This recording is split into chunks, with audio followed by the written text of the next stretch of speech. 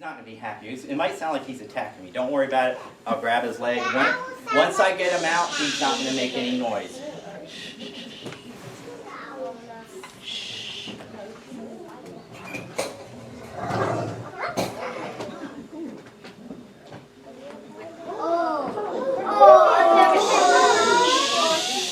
So here is the coyote.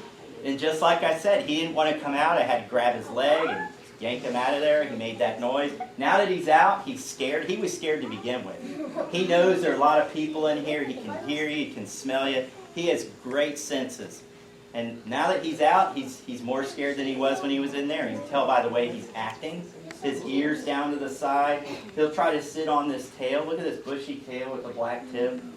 He might even start shaking. So the longer he stays out, the more he'll probably start to show you this.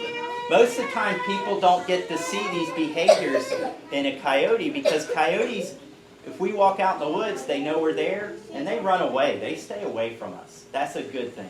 Now, if one is trapped somewhere and you get close to it, that's when you'll start to see these behaviors. And he's starting to shake right now.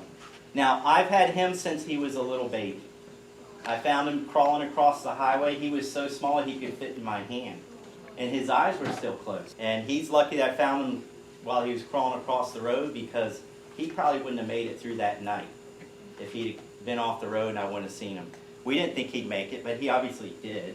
He's over 6 years old. He's been doing programs all his life. He's seen lots of people, but he is still afraid of people. Wild animals are programmed to be afraid of us.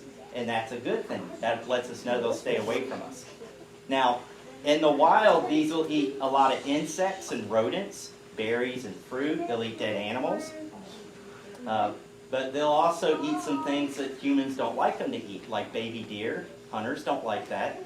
These will get on farms. They'll eat chickens and goats, little cows. They'll get in your backyard. They'll eat small cats and dogs. And so a lot of people don't like coyotes. But again, if you take care of animals, you need to make sure they're contained so that an animal like this can't get to them. Now, I'm going to put him up because notice he's pushing into me. He's really scared. He wants me to put him up.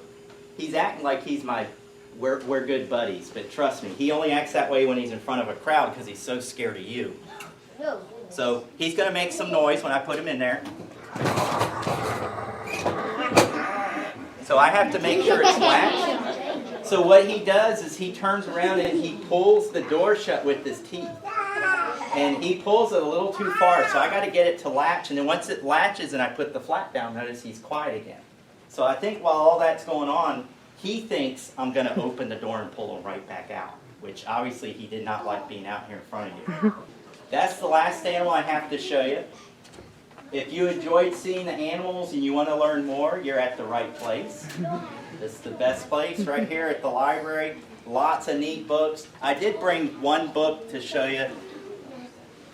This is probably one you don't want to read. It's more for adults. Coyote Settles the South. He and I are in this book.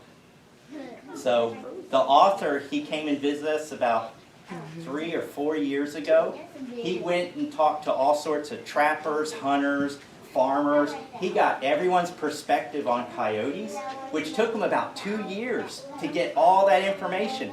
He wrote it all down in this book, and you can read this book in a matter of a few hours, or shorter if you read fast, and you can learn everything he learned that took him about 2 years to learn. So that's why books are really neat.